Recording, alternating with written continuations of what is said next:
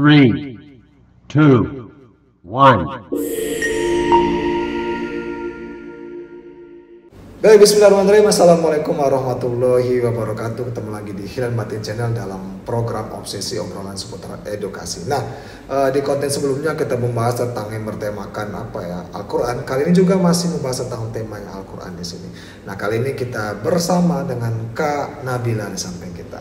Oke, Kak Nabila silakan perkenalkan diri dulu mungkin Kak Nabila pada penonton. Assalamualaikum warahmatullahi wabarakatuh. Waalaikumsalam. Sebelumnya terima kasih kepada Pak Mail yang telah memberikan kesempatannya kepada saya hari ini untuk memberikan sedikit edukasi tentang lomba-lomba MTQ. Kepada teman-teman, perkenalkan saya Anissa Uswatun Nabila. Saya berasal dari daerah Musirawas dengan program studi ekonomi syariah dan saat ini sedang berkuliah di UIN Raden Fatah Palembang. Nah, itu teman-teman sekalian, jadi di samping kita ini Kak Nabila, kemudian juga masih mahasiswa aktif ya Kak Nabila ya. Kemudian kesibukan Kak Nabila ini teman-teman ternyata berkecimpung di dunia MTQ ya, atau Musabaqah Tilawatil Quran ya Kak Nabila ya. Kira-kira Kak Nabila, basic Kak Nabila ini berarti dari pondok pesantren. Iya. Benar ya? Iya Pak. Ya, karena dari narasumber kita sebelumnya itu basic itu nggak ada dari pesantren, tapi dapat hidayah untuk menjadi hafiz Quran itu di konten kita sebelumnya. Bisa dilihat di samping sini teman-teman, kami pinkan. Nah, kemudian Kak Nabila, waktu dari pesantren emang sudah sibuk di ini bagian MTQ ya? Ya, memang dari SMP sudah sibuk di bagian MTQ. Sebenarnya sebelum untuk lomba-lomba kayak gitu sudah dari SD Pak. Oh, dari SD. Berarti lingkungan keluarga? Memang dari lingkungan keluarga. Oh, lingkungan keluarga memang berarti ayah atau ibu ustadz ya atau ustadz? Ya, bukan ustadz Pak. Ya. Tapi orang tua saya kedua-duanya insya Allah bisa kiroah, bisa ngaji kayak gitu. Masya Allah. Berarti Kak Nabila ini background orang tuanya memang ini sama Korea ya Kak Nabila. Iya, Pak. Korea sama Korea itulah buah itu jatuh tidak jauh dari pohonnya. Itu salah satu yang ada di Kak Nabila. Oke Kak Nabila, Kak Nabila ada berapa saudara? Saya 5 saudara Pak. Kak Nabila dari? Anak keempat saya. Anak keempat. Semuanya tuh ngikuti rekam jejak orang tua? Enggak Pak, cuman saya. Oh, berarti Kak Nabila menjadi satu-satunya yang mewarisi dan melanjutkan amanah menjadi Korea salah satunya itu. Nah Kak Nabila, kira-kira kenapa Kak Nabila tuh kok ada rasa pengen kayak orang tua tuh? Karena kenapa ya? Setiap kali dengar cerita orang tua itu kita selalu termotivasi, apalagi dengar orang tua waktu SMA. Nah, beliau itu juga di pondok pesantren sering masuk radio Pak, sering masuk radio. Nah, bahkan Anissa juga sering pengen juga masuk radio, pengen juga dikenal orang-orang kayak gitu, kayak orang tua kita gitu. Oh, berarti teman-teman Kak Nabila atau Kak Anissa ini yang memotivasi Kak Nabila salah satu dari orang tua karena sering diundang sebagai macam aku pengen. Nah, itu salah satu aku pengen kayak orang tua salah satu itu. Oke Kak Nabila, kemudian berarti yang mengajari Kak Nabila untuk tilawah sebutan. Tilawah itu memang orang tua yang awal asal mulanya itu. Enggak, saya dari guru SD saya Pak, dari SD kan jadi setiap kali sama guru ngaji. Nah, ada jadwal setiap hari Jumat itu belajar tilawah di masjid Pak. Berarti rutin ya? Iya, setiap hari Jumat ya? Di masjid itu memang di kampung di tempat? Iya, di daerah itu. Oh, di daerah Musirawas ya? Iya, Musirawas. Musirawas itu, oke. Kemudian berapa lama tuh latihan sama guru itu? Cuman pas kelas 6 SD itu lah Pak. Kelas 6 SD, cuman setahun? Iya. Kemudian berarti emang sudah punya basic ya Kak? Iya. Nabila ya sudah punya basic. Pada saat SD itu emang tinggal diarahkan saja ya. Karena itu tadi Kak Nabila keturunan jadi alhamdulillah Kak Nabila menjadi penerusnya itu salah satu. Nah, kemudian Kak Nabila seiring berjalannya waktu SD kemudian masuk sekolah ke SMP. Belum madrasah ya? Enggak. SMP di masih pesantren saya langsung SMP Pak. Enggak ada madrasah. Berarti di pesantren Kak Nabila ini apa nama pesantren? Ponpes Mahfazah Lubuk Linggau. Oh, Mahfazah Lubuk Linggau. Ya, ada 2 sekolahan. Yang pertama sekolahan formal, yang kedua sekolahan informal, yaitu sekelas dinia. Oh, di dunia Ya. SD ya? Iya, bukan Pak. Ini belajar kitab-kitab kayak gitu. Oh, tapi apa pendidikannya memang umum ya? Iya. Umum ya. Oh, tapi ya itu karena ada pesantren itu Iya. jadi yang mengcover apa agamanya. Kemudian pengen berkompetisi itu gimana kan Amira? Ceritanya itu asal mulanya. Awal mulanya itu ketika saya itu masih SD kan, saya itu termasuk orang yang susah belajar mengaji Pak. Oh. Saya tuh orangnya yang suka bermalas-malasan kayak gitu. Kalau kata orang di daerah itu kalau nggak ini dipukul dulu baru mau ngaji kayak gitu Pak. Dipaksa ya. Jadi pada saat teman-teman saya itu mereka itu sudah pada Al-Quran, nah saya itu masih juz amma. Juz amma itu saya ngajinya masih terbata-bata. Nah pada akhirnya saya sampai 3 kali khotam juz amma. Nah di ketiga kali khotam juz amma itu saya sudah hafal setengah dari juz 30. Nah sampai akhirnya saya ketika SD itu memberanikan diri mengikuti lomba-lomba seperti lomba surah-surah pendek. Nah itu dalam acara MTQ juga, tapi ke sekolahan lain Pak.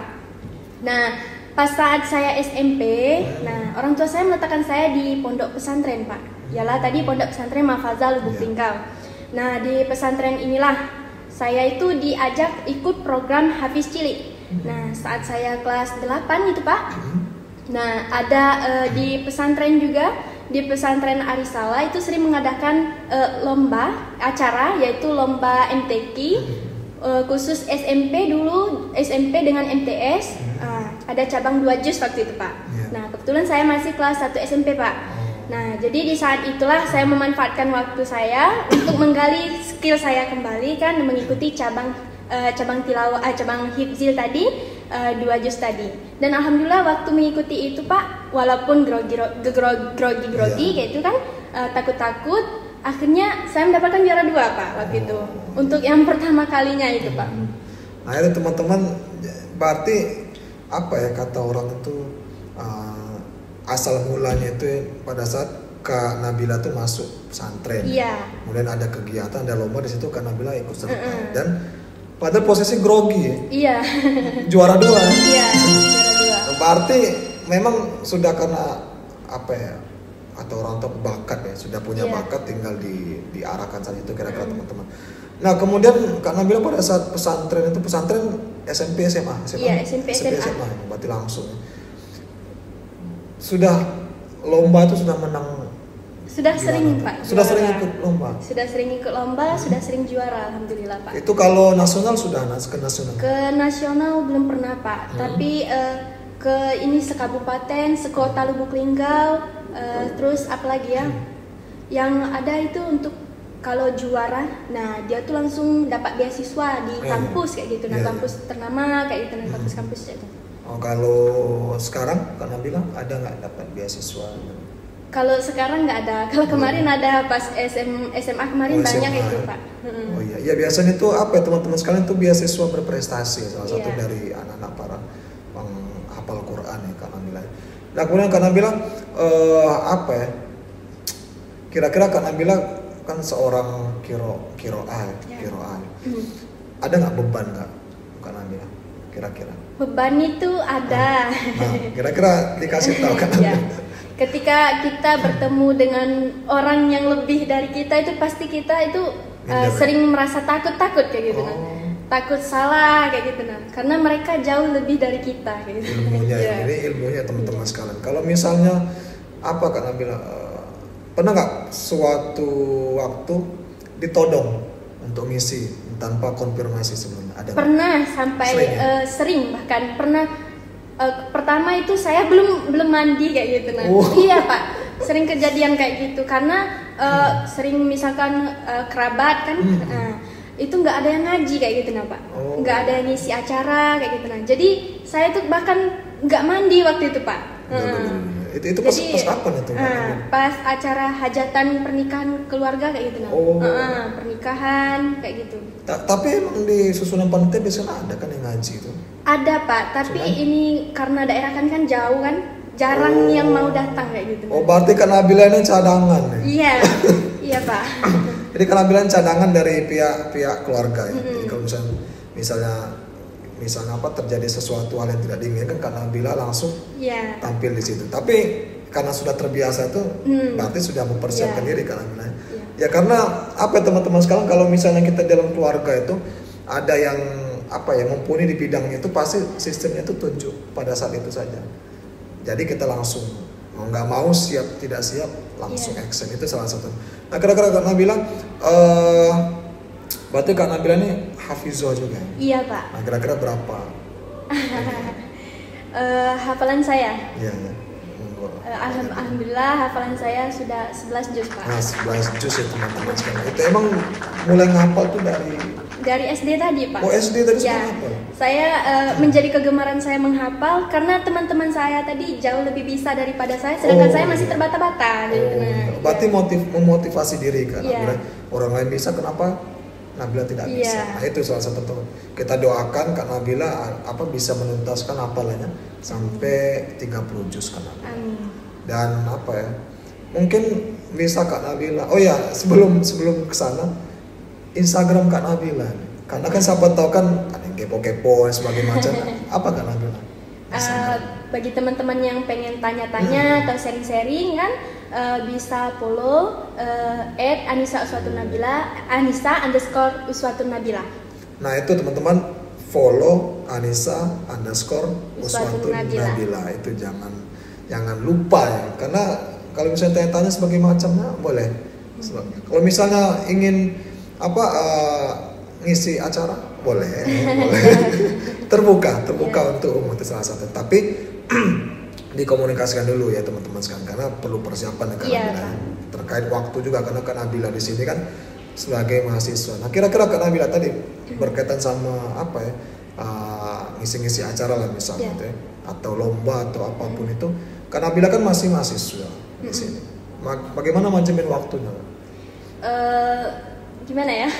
Gimana? Terkait lomba-lomba kayak gitu, Pak ya.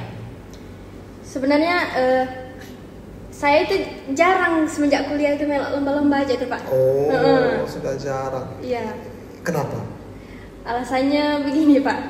Karena yang nawari saya lomba-lomba itu dari Lubuk Linggau, sedangkan saya jarang mudik kayak gitu, nah, Pak. Oh iya. Kalau di Palembang, peluang saya lomba itu karena gimana ya? Saya kan belum banyak tahu kan kota Palembang ini. Iya, benar. Tapi kalau misalnya Kak Nabila ini nggak ikut kayak apa ya, komunitas atau apa, enggak ya? Belum ya? Belum. Belum. Nah itu teman-teman, jadi karena Kak Nabila ini pendatang dari Musirawas kemarin. Musirawas, kemudian banyak kegiatan tuh di Lubuk Linggau. Iya. Dan juga Kak Nabila emang stay di sini, jadi ya tidak diambil, dan itu bisa. Ya mungkin hikmahnya itu Kak Nabila bisa fokus kuliah dulu. Iya. Kemarin dua itu cabang lomba, Pak, dari Musirawas sama Muratara kemarin minta saya MTQ juga, Pak. Cabang Hifzil Majus juga waktu itu, Pak. Cuman saya berhalangan buat pulang kayak gitu. Iya. Kalau di Palembang emang belum ada kayak Belum pernah, Pak. Harusnya kalau misalnya dia lomba apa seprovinsi ya, harusnya di Kota Palembang kan. Lomba besar. Kemarin yang seprovinsi kemarin di Lubuk Linggau, Pak. Oh, di Palembang belum ya? Bukan, Palembang. yang kemarin kan ada STQ tingkat nasionalnya. Nah, itu kembali ke Lubuk Linggau, Pak. Yang dari Palembang kembali ke Lubuk Linggau. Oh, ke Lubuk Linggau. Pak Herman dulu juga di Lubuk Linggau kemarin. Oh, berarti emang dipercaya di Lubuk Linggau. Itu salah satu. Itu di Palembang berarti Belum pernah ikut. Nah itu teman-teman sekalian, kalau misalnya ada info-info nih teman-teman, ada info aku nih Kak, misalnya di lomba sebagai macam di Kota Palembang, bisa DM Kak Nabila itu teman-teman sekalian ya. Karena berbagi info itu tidak rugi, kita salah satu bisa membantu satu sama lain Kak Nabila. Kira-kira Kak Nabila ada yang ingin disampaikan mungkin kepada pemirsa penonton nih. Wah, aku pengen Kak jadi kiroah, tapi aku nih susah ya, karena nggak ada keturunan atau apa tuh susah, aku mau mulai. Mungkin Kak Nabila ada tips and triknya itu. Buat saya waktu pertama kali ini belajar tilawah itu pertama ngatur napas dulu, Pak. Oh, napas. Nah, saya itu sering dilatih setiap pagi minum air embun. Nah, kata Abah Yai, selain bisa menambah kecerdasan otak, buat meningkatkan hafalan. Nah, air embun itu juga berguna buat napas kita biar bisa panjang. Ya, benar sih. Sudah itu setiap bangun subuh, nah jangan dulu ngapa-ngapain, kita tuh langsung minum air, masukkan di dalam botol. Nah, sebotol itu tanpa napas. Nah, selanjutnya buat ngelatih suara kita. Nah, kita tuh harus sering teriak. Kalau kami di daerah itu teriaknya di dalam air, Pak. Oh, iya benar sih. Biar suara kita itu kayak melengking gitu, nah, Pak. Nyaring itu ya. Nyaring, bagus dan enak didengar kalau. Ya, itu mungkin tipsnya. Tipsnya. Iya. Itu teman-teman. Jadi yang paling penting itu kan bilangnya atur pernapasan dulu ya. Iya. Karena apa ya? kalau kami dengar para tilau qori sama qoriah itu ya. Kadang-kadang tuh ada juga yang masih mungkin lagi belajar ya karena pernapasan itu ada yang masih curi-curi napas. Iya kan. Ya, ada juga suaranya tuh belum bulat. Kan ada kan yang belum bulat sebagai macam itu. Itu tadi dikasih tips and trick ya teman-teman sekalian. Yang paling penting karena mungkin Bila juga sepakat salah tuh biasa kan Bila. Bagaimana kita tuh bisa mengevaluasi setiap kesalahan tersebut dan berusaha lebih baik lagi itu kan Bila. Itu kira-kira teman-teman sekalian mungkin ada closing statement kan? Tadi kan tips and trick nih. Sekarang closing statement tentang apapun lah pokoknya Kak Nabila ingin sampaikan kepada penonton. Silakan Kak Nabila. Buat teman-teman, saya cuma pengen memberikan sedikit pesan. Jangan pernah berhenti untuk mencoba. Jangan pernah takut untuk mencoba. Karena kita yang lagi berproses ini, kalau kata orang tua saya, sama saja kita yang masih kecil yang lagi belajar berjalan. Sebelum kita bisa berjalan dengan sempurna, kita harus jatuh dan bangun dulu, baru bisa berjalan dengan sempurna. Nah, teman-teman sekalian, jadi tadi kata Kak Nabila kami garis bawahi teman-teman sekalian bahwasanya proses pembelajaran itu seperti anak kecil ya. Yang karena ingin ahli, oleh karenanya harus terbiasa dulu. Jatuh tuh biasa Kak Nabila. Bahkan saya pernah gagal, Pak. Nah, iya pernah sih. gagal sekali sampai saya malu buat pulang ke rumah, Pak. Waktu itu saya diundang MTQ di Kecamatan Nipung, Kafila Rawas Ulu. Saya pernah gagal waktu itu, Pak, karena sudah jauh kan di Nipung, hampir dekat Jambi. Saya merasa gagal dan malu buat pulang ke rumah. Akhirnya saya nangis sambil telepon orang tua saya. Pulang itu jam 12 malam, Pak. Nah, di saat saya menangis itu orang tua saya itu tertawa, Pak. Nah, disitulah dari kata-kata beliau saat beliau tertawa itulah yang terus memotivasi saya sampai saat ini. Nah, itu teman-teman sekalian, boleh kita tuh lagi down ya atau terpuruk, tapi kita harus bangkit lagi, itu salah satunya. Siapa sih yang memotivasi kita? Dan lingkungan sekitar dan diri kita sendiri. Itu kira-kira teman-teman sekalian. Kalau misalnya masih penasaran nih, bisa di DM Kak Nabila ya. Bagaimana sebagai macam bisa tukar-tukaran informasi di situ. Semoga apa yang kami sampaikan ini bisa bermanfaat bagi pemirsa sekalian. Kalau misalnya ada kesalahan kami mohon maaf juga sih. Kemudian pada Allah kami mohon ampun. Semoga konten kali ini bisa memberikan dampak positif bagi sekalian. Baik, langsung kita tutup ini Kak Nabila, izin Kak Nabila langsung kita pamit undur diri. Kami Mailian Batin beserta narasumber kami Kak Nabila, Anisatun Uswatun Nabila. Pamit undur diri. Sekian, wassalamualaikum warahmatullahi wabarakatuh.